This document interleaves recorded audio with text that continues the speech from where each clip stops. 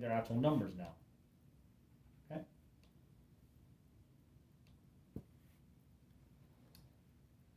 Now something that's important is notice this bill says FOB income. What you guys need to know is that there are various different terms in shipping for what is charged to whom. We do everything FOB, which means freight on board. In other words, this price for this SKU of $52.68, I assume it's a very expensive comforter of some sort, this price for this comforter is the price that we pay for that comforter, including all the boxing, all the transportation, all of the moving, whatever, till it is on the container, in the container. Right? So we pay up until it's in the container to the factory. After that, all the cost of moving the container and delivering the container, we pay to our shipper. There are other terms and other kinds of agreements. Sometimes you might order not freight on board, but TT, which I don't know what it stands for, but essentially is I'll pay you some amount of thing and you get it delivered to us. So that would include more shipping. I believe that's what it stands for. I can't remember, it's been so long since I thought about this. Just tell you something.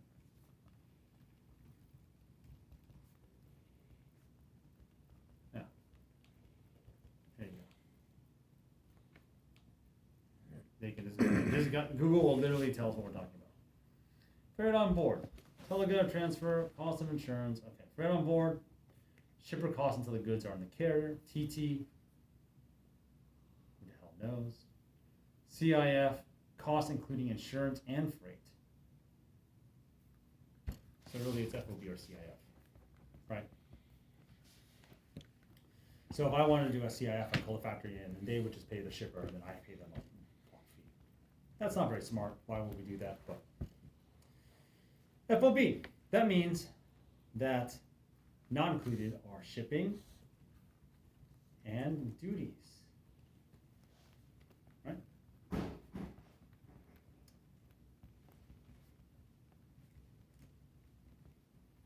First, as you notice, on the price per item, I removed the US in dollars, but now it is a number in Excel. If you have trouble with this, let me know. Which means that I can then say equals this times this. So we ran 12 at $52.68, which for a total of $632. This is what I call the line item price. Okay? And then I'm going to copy and paste it down. Do you guys know how to do that? So what you do is you right click, you would take this, drag it down like this. and then release. Hold on. Give me a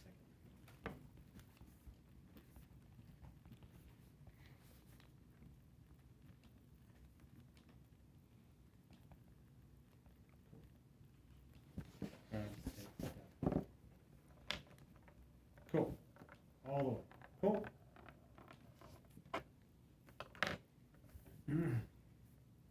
So whatever the SKU is, we spot 12 of them for this amount of money equal to $632. Then at the end of it, you would find the total. And total is equal to the sum of all of the line items. Right? Does that make sense? I drag this up. Sum of the line items. And this is the equation for the sum. Equals sum, parentheses, when you drag the total. If you have trouble, let me know. So this shipment is $221,945. Okay? Which should match what they said here. And it's went on, they said yes, $21,945. Okay? So we're all on the same page. That's good. Next thing we need to do is we need to determine what the shipping price will be. And I'm going to cheat. I told you, I figured it, I called our shipper and they told me what it was. And then I got to calculate what the duty is going to be. And these are the numbers that the shipper told me. $5,000, $5,300, $478 for the shipping, $2,209 for the duties.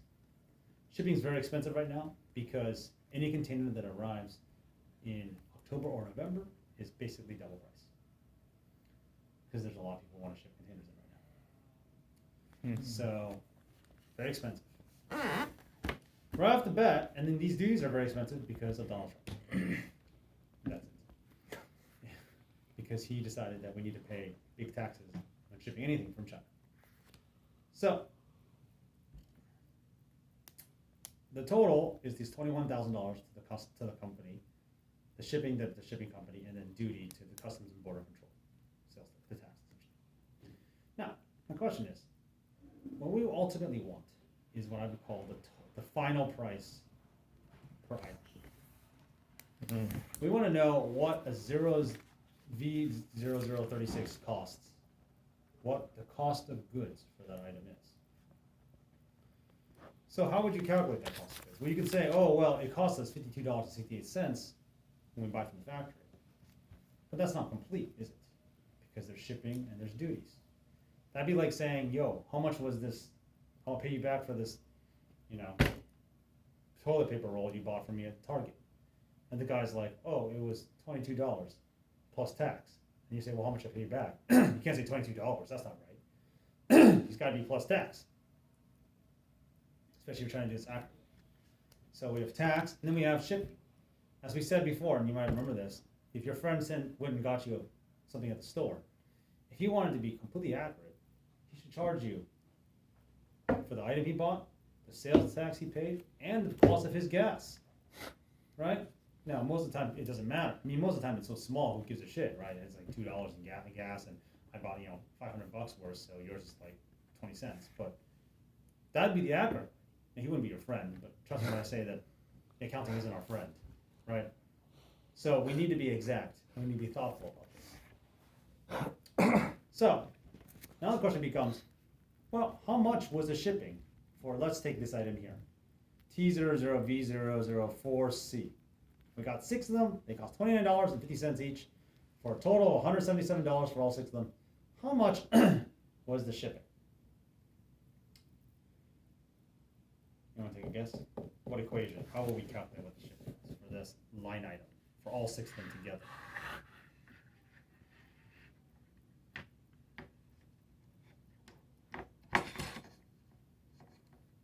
So, there are a few ways to do this.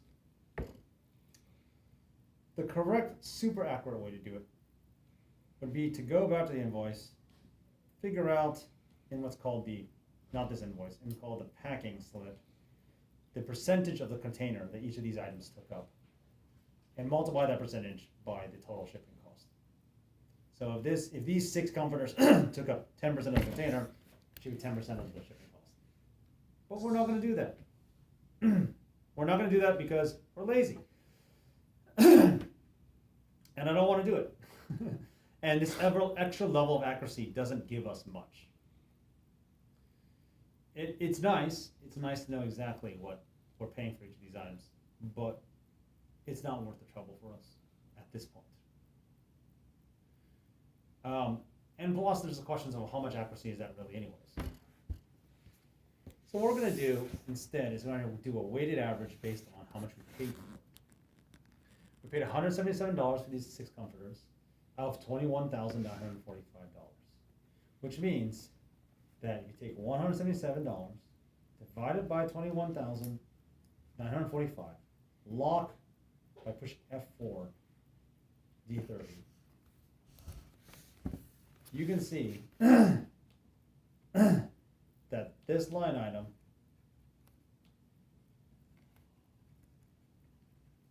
was 0.81% of the total. These 6 comforters together, which cost $177, 0.81% of the total. If I copy and paste that up, notice how the reference to D30 doesn't move, but the D28 did move up because I locked it with the dollar signs. 81 cents, 81% again.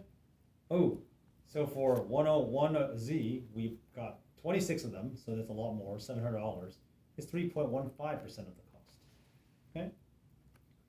So on and so forth. All the way up to the top. Percent of total cost.